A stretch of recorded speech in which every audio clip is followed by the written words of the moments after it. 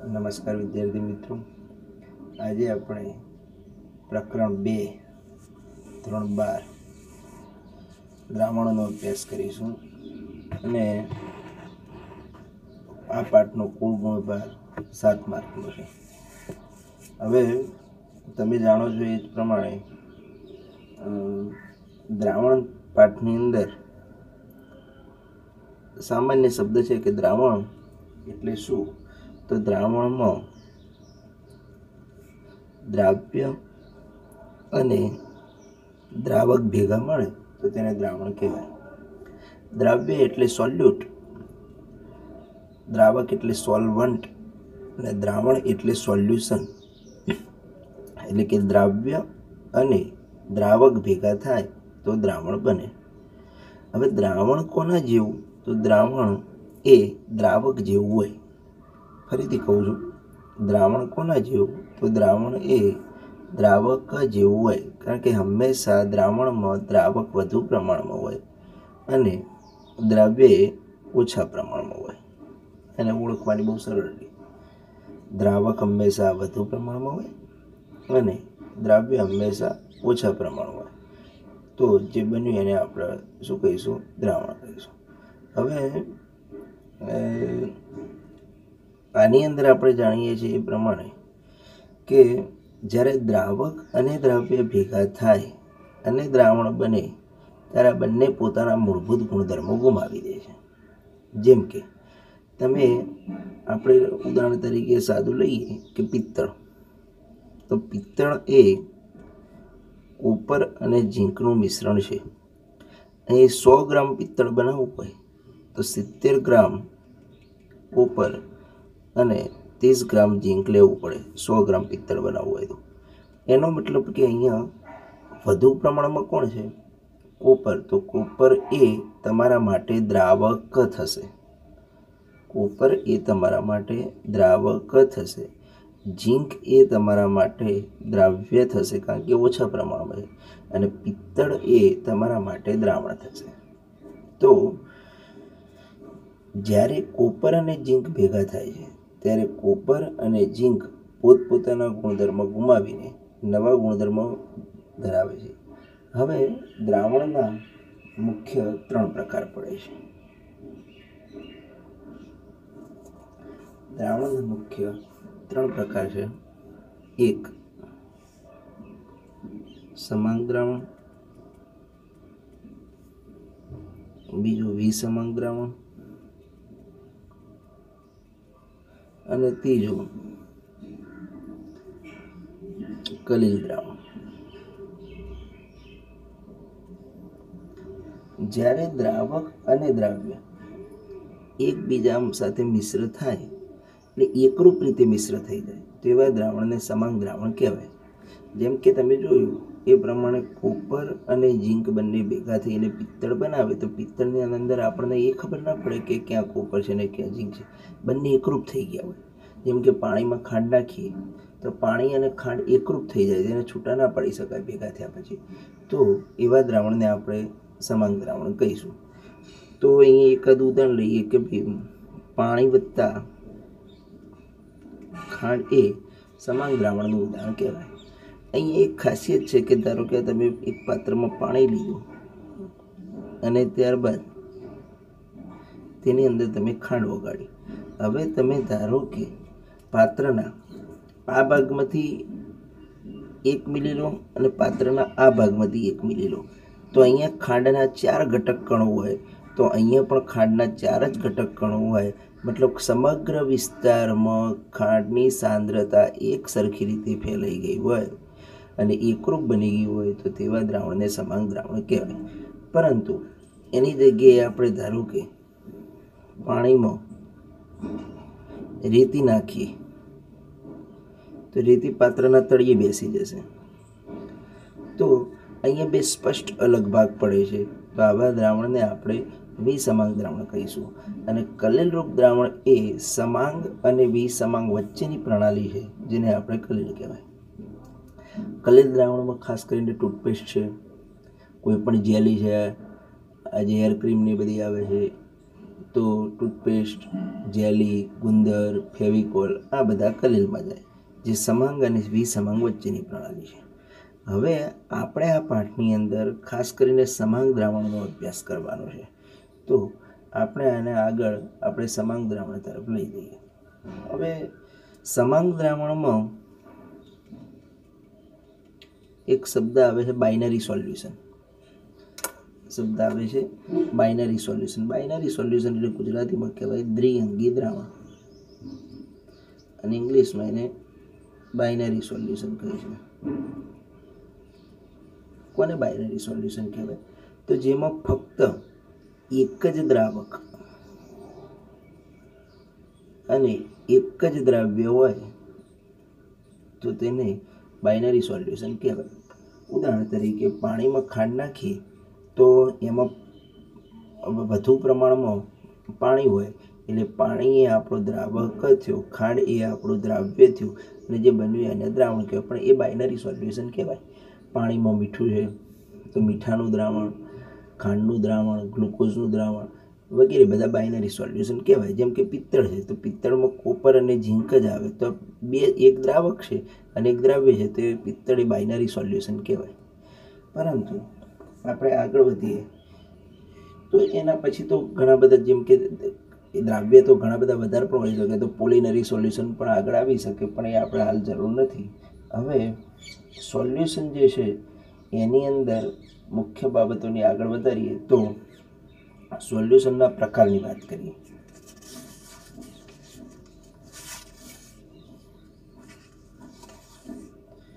તો દ્રાવણના મુખ્ય 3 પ્રકાર હોય છે: ઘન દ્રાવણ, પ્રવાહી દ્રાવણ અને વાયુરૂપ દ્રાવણ.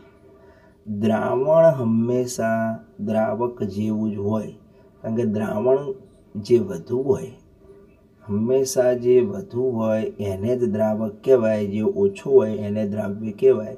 તો અહીં ઘન દ્રાવણ હોય તો દ્રાવક હંમેશા ઘન જ હોય, પરંતુ દ્રાવ્ય હોય એ ઘન પણ હોઈ શકે, પ્રવાહી પણ હોઈ શકે અને વાયુ પણ હોઈ શકે. તમે મિત્રો જુઓ કે અહીં મેં ઘન દ્રાવણ લીધું છે, તો ઘન દ્રાવણમાં દ્રાવક એ ઘન જ છે, પણ દ્રાવ્ય ઘન પણ હોઈ શકે, પ્રવાહી પણ હોઈ શકે અને વાયુ હોઈ શકે. પણ ઘન દ્રાવક હોય એટલે દ્રાવણ ઘન જ બને. બહુ સીધી સાદું યાદ રાખવાનું કે દ્રાવણ કેવું, તો દ્રાવણ એ દ્રાવક છે. હવે આપણા મગજમાં એક સ્વાભાવિક શબ્દ આવે કે દ્રાવણ એટલે આપણને લિક્વિડ જ મગજમાં આવે. વાસ્તવમાં અહીં ઘન દ્રાવણમાં તમે જુઓ કે દ્રાવક એ ઘન છે ને દ્રાવ્ય પણ ઘન છે. તો આવા ઉદાહરણ લેવા હોય તો કોઈ પણ દુનિયાની મિશ્ર ધાતુ એવું પ્રકારનું ઉદાહરણ કહેવાય. હાલ જ આપણે વાત કરી હતી એ પ્રમાણે ધારો કે હું પિત્તળ બનાવું, તો પિત્તળમાં કોપર અને ઝીંક આવે. તો કોપર અને ઝીંક જે આવે છે એ કોપર અને ઝીંક માં કોપર વધારે પ્રમાણમાં હોય. ધારો કે કોપર 70% હોય અને ઝીંક 30% હોય, તો અહીં કોપર એ ઘન છે અને ઝીંક પણ ઘન છે, માટે આ દ્રાવણનો પ્રકાર ઘન દ્રાવણ કહેવાય. હવે અહીંયા વધુ કોણ છે તો કોપર. તો કોપર એ તમારા માટે દ્રાવક બનશે અને ઝીંક એ તમારા માટે દ્રાવ્ય બનશે. આગળ વધારીએ, બીજું કોઈ ઉદાહરણ લઈએ. ધારો કે તમે લઈ લો કાંસું. આપણે ઉપરનું ઉદાહરણ પિત્તળનું લીધું હતું, હવે આપણે કાંસાનું ઉદાહરણ લઈએ. કાંસામાં કોપર હોય 90%, 10% ટીન હોય. ટીન એટલે Sn. તો વધુ પ્રમાણમાં કોપર છે અને ઓછા પ્રમાણમાં ટીન છે, પરંતુ કોપરની ભૌતિક સ્થિતિ ઘન છે, જ્યારે ટીનની પણ ભૌતિક સ્થિતિ ઘન છે. આમ કોપર એ ઘન છે જે આપણો દ્રાવક બનશે, જ્યારે ટીન એટલે કે Sn એ આપણું દ્રાવ્ય એ પણ ઘન છે, એટલે દ્રાવણ ઘન બનશે. આમ અહીંયા દ્રાવક અને દ્રાવ્ય બંને ઘન હોય. આ પ્રકારની કોઈ પણ મિશ્ર ધાતુ લેવાય, જેમ કે નિટિનોલ. તો નિકલ અને ટિટેનિયમ, તો નિકલ 55% હોય, તો નિકલ આપણા માટે બનશે દ્રાવક અને ટિટેનિયમ 45% હોય, જે આપણા માટે બનશે દ્રાવ્ય. તો એ પણ ઘન દ્રાવણનું ઉદાહરણ થયું. આ સિવાય નિક્રોમ, જર્મન સિલ્વર આવી દુનિયાની કોઈ પણ મિશ્ર ધાતુ હોય એમાં જે વધુ હોય, છેલ્લે ભૌતિક સ્થિતિ તો ઘન જ રહેવાની છે, તો જે વધુ હોય એ દ્રાવક, જે ઓછું હોય એને આપણે દ્રાવ્ય કહીશું. તો દુનિયાની કોઈ પણ મિશ્ર ધાતુ મોટે ભાગે એ ઘન દ્રાવણનું ઉદાહરણ કહી શકાય. બીજું ઘનમાં પ્રવાહી, દ્રાવક ઘન હોય, દ્રાવ્ય પ્રવાહી હોય, અને એવું ઉદાહરણ લઈએ તો ZnHg અથવા NaHg. અને ઝીંક એમાલ્ગમ કહેવાય. એમાલ્ગમ એટલે મતલબ ગુંદર જેવું ચિકાસવાળો પદાર્થ. તો આની અંદર ઝીંક વધુ પ્રમાણમાં હોય છે, એટલે ઝીંક આપણો દ્રાવક થયો જેની ભૌતિક સ્થિતિ ઘન હોય, અને તે મર્ક્યુરી એટલે કે પારો એમાં ઓગાળેલું છે, તેને જે દ્રાવ્ય કહેવાય. તો અહીંયા દ્રાવક ઘન છે, દ્રાવ્ય પ્રવાહી છે, પણ છેલ્લે બનતું દ્રાવણની ભૌતિક સ્થિતિ ઘન થાય. તો આ સોડિયમ એમાલ્ગમ અને મર્ક્યુરી એમાલ્ગમ એ ઘન દ્રાવણના ઉદાહરણ કહેવાય. આ સિવાય આપણે જોઈએ તો ઘનની અંદર વાયુ, તો પીળી ઉપર થતું H2 નું અધિશોષણ. પીળી ઉપર થતું H2 નું અધિશોષણ એની સાપેક્ષમાં કોઈ પણ અધાતુ વાયુનું ધાતુ ઉપર જે અધિશોષણ થાય એ ઘન દ્રાવણનું જ ઉદાહરણ કહેવાય. અહીંયા થતું હોય છે એવું કે ખાસ કરીને આવી રીતે પીળી ધાતુ હોય તો પીળી ધાતુના આ રીતે કણ મોટા હોય છે. આ પીળી ધાતુના કણ થયા, મેં જે બ્લેક કલરથી બતાવ્યા છે. અને એની વચ્ચે જે જગ્યા હોય એમાં આ આપણો કણ છે પીળી ધાતુનો, અને એની વચ્ચે જે જગ્યા હોય છે એ જગ્યાની અંદર નાના કદના હાઇડ્રોજન ગોઠવાઈ જાય. એટલે સપાટી એક પ્રકારનું આંતરાલીય સંયોજન જેવું બને. તો આ ધાતુ ઉપર વાયુનું જે અધિશોષણ થાય, તો અહીંયા ધાતુ વધારે પ્રમાણમાં છે, વાયુ ઓછા પ્રમાણમાં છે, એટલે વાયુ આપણા માટે દ્રાવ્ય બનશે. એટલે અહીંયા હાઇડ્રોજન એ તમારું દ્રાવ્ય થાય. પીળી ધાતુ એ ઘન સ્થિતિમાં ધરાવે પેલેડિયમ, એટલે છેલ્લે દ્રાવક જ એવું દ્રાવણ થાય, એટલે આપણું દ્રાવણ ઘન થશે. આ રીતે અનેક ઉદાહરણ તમે લઈ શકો. એના સિવાય વાત કરીએ તો હવે પ્રવાહી દ્રાવણની. તો દ્રાવણ પ્રવાહી, તો દ્રાવક પ્રવાહી હોવાનો એ સ્વાભાવિક વસ્તુ છે, પણ એમની અંદર દ્રાવ્ય ઘન પણ હોઈ શકે, પ્રવાહી પણ હોઈ શકે, અને વાયુ પણ હોઈ શકે. પ્રવાહી દ્રાવક હોય અને દ્રાવ્ય ઘન હોય એવા તો ઘણા બધા ઉદાહરણ છે. પાણીમાં ખાંડ, પાણીમાં મીઠું. તો પાણીમાં ખાંડ લઈએ તો ખાંડનું દ્રાવણ તમે બોલો સ્વાભાવિક શબ્દ, તો ખાંડના દ્રાવણમાં પાણી વધુ હોય, ખાંડ ઓછા પ્રમાણમાં હોય, તો ખાંડ એ ઘન થઈ, પાણી એ પ્રવાહી થયું, બનતું દ્રાવણ એ પ્રવાહી થાય. મીઠાનું દ્રાવણ, ગ્લુકોઝનું દ્રાવણ, આવા કોઈ પણ દ્રાવણ હોય તો એ પ્રવાહી દ્રાવણ કહેવાય. પ્રવાહીમાં પ્રવાહી, હા, અહીં બહુ અગત્યની વાત છે કે પ્રવાહીમાં પ્રવાહીના ઉદાહરણને થોડું સમજવું પડે. ધારો કે આપણે પાણીની અંદર ઇથેનોલ એટલે આલ્કોહોલ ઉમેરીએ. હવે પાણી પણ પ્રવાહી છે, આલ્કોહોલ પણ પ્રવાહી છે. પાણી ધારો કે આપણે લઈએ 70%, આલ્કોહોલ લઈએ 30%, તો આમાં વધુ કોણ થયું? પાણી. તો પાણી એ આપણા માટે દ્રાવક બનશે, જેની ભૌતિક સ્થિતિ પ્રવાહી છે, અને ઇથેનોલ એ આપણા માટે દ્રાવ્ય બનશે. આમ અહીં પાણી એ દ્રાવક, ઇથેનોલ એ દ્રાવ્ય, પણ બંને પ્રવાહી હોવાથી બનતું દ્રાવણ એ પ્રવાહી કહેવાય. તો દ્રાવણ પણ પ્રવાહી, દ્રાવક પણ પ્રવાહી, દ્રાવ્ય પણ પ્રવાહી. પણ અહીં કન્ડિશન નંબર 2નો વિચાર કરીએ તો ધારો કે આપણે પાણી 30% લઈએ અને આલ્કોહોલ 70% લઈએ, તો દ્રાવણ તો પ્રવાહી જ બન્યું કહેવાય. પણ અહીં દ્રાવક બદલાઈ ગયો, વધુ પ્રમાણમાં કોણ થયું? તો વધુ પ્રમાણમાં 70% આલ્કોહોલ થયો, ઇથેનોલ થયો.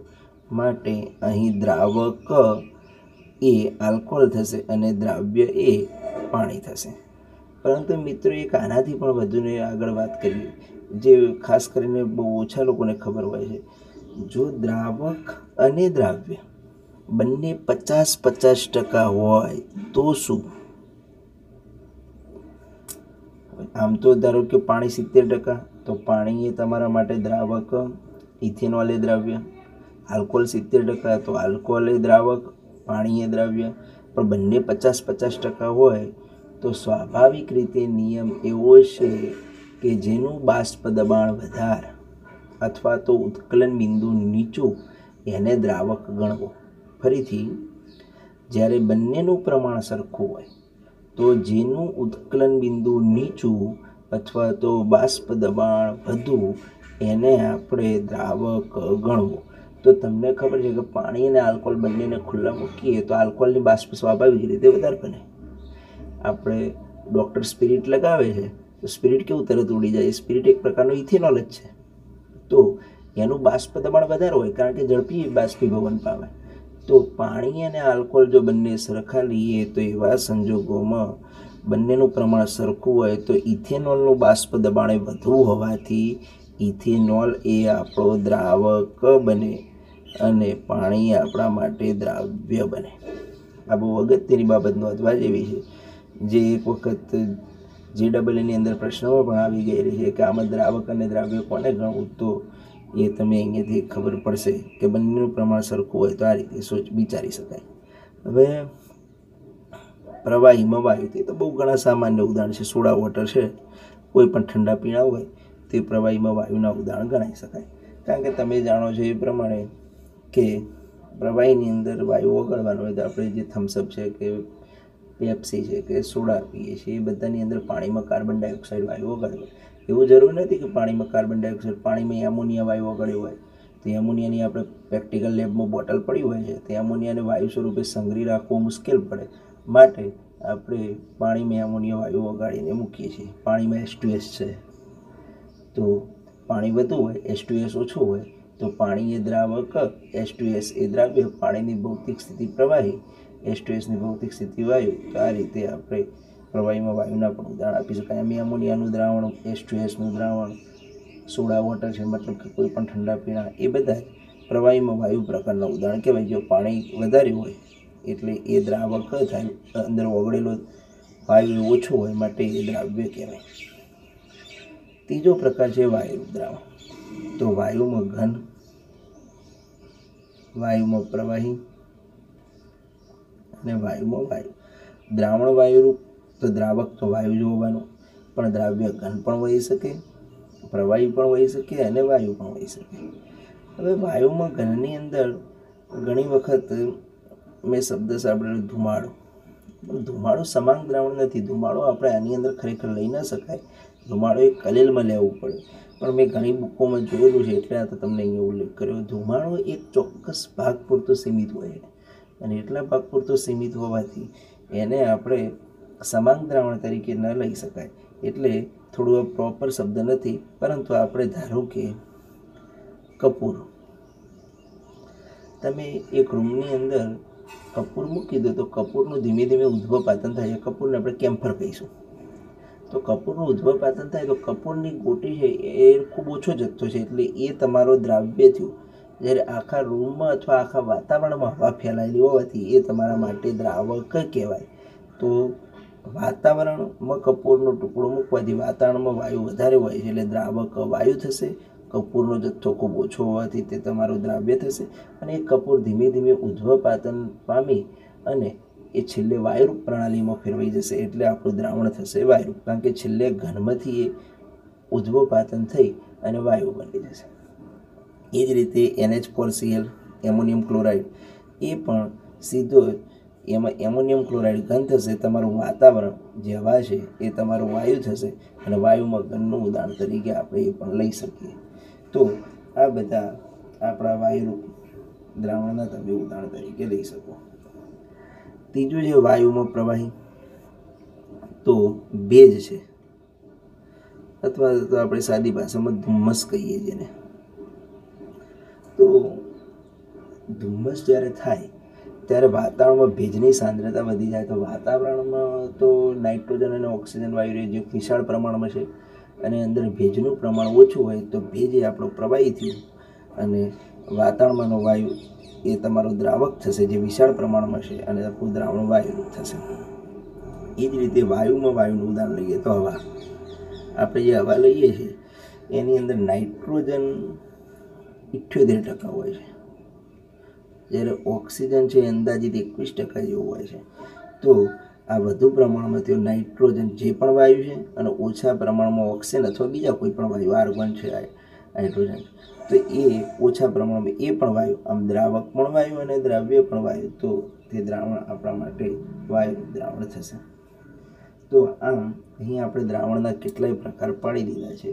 હવે હું કેટલાક વિશિષ્ટ ઉદાહરણો, તમે જો આ દ્રાવણના પ્રકાર સમજ્યા હોય તો આપણે કેટલાક પ્રશ્નોને સમજીએ. તમારે મને એમાં કહેવાનું છે કે એમાં દ્રાવક કોણ થાય અને દ્રાવ્ય કોણ થાય અને દ્રાવણ કેવું હશે. તો કેટલાક હું પ્રશ્નો આપણે અહીંયા ચકાસી, તમે એના ઉત્તર આપો.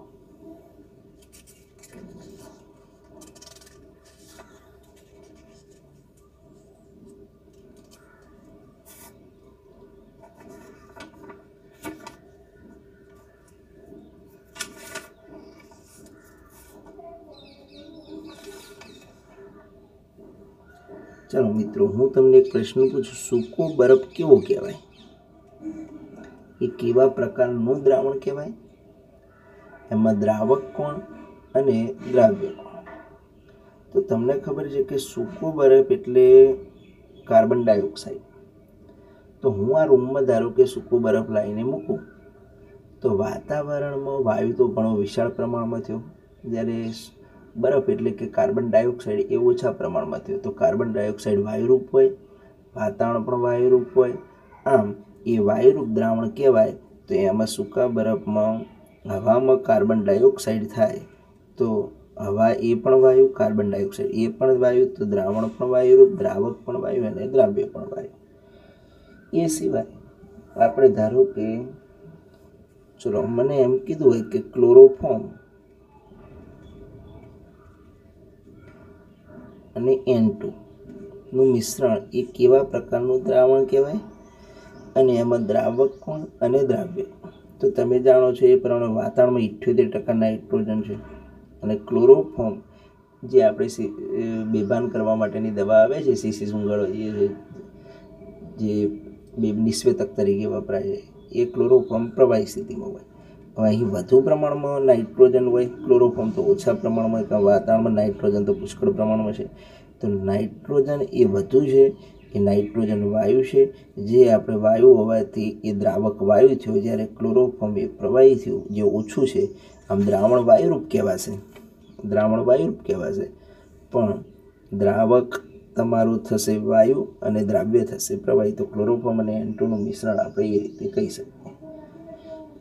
તો આપણે કોઈ પણ સ્પ્રે આવે છે, જે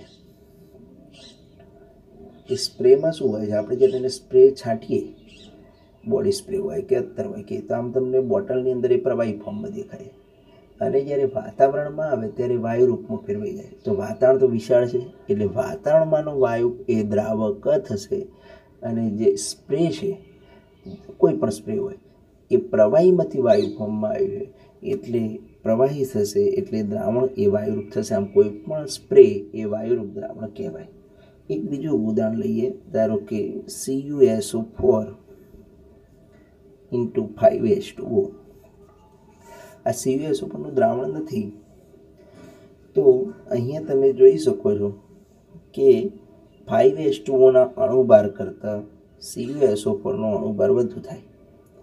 આમ સાપેક્ષમાં આની ભૌતિક સ્થિતિ એ ઘન હોય, આ એક પ્રકારનો ભેદ છે, એટલે પ્રવાહી હોય. તો આ વધુ હોય, આ ઓછા પ્રમાણ હોય. તો જે વધુ હોય, ઓછા પ્રમાણ, તો વધુ હોય એ દ્રાવક એ કહેવાય. તો દ્રાવક આપણો ઘન થશે અને દ્રાવ્ય તમારું પ્રવાહી થશે. તો દ્રાવક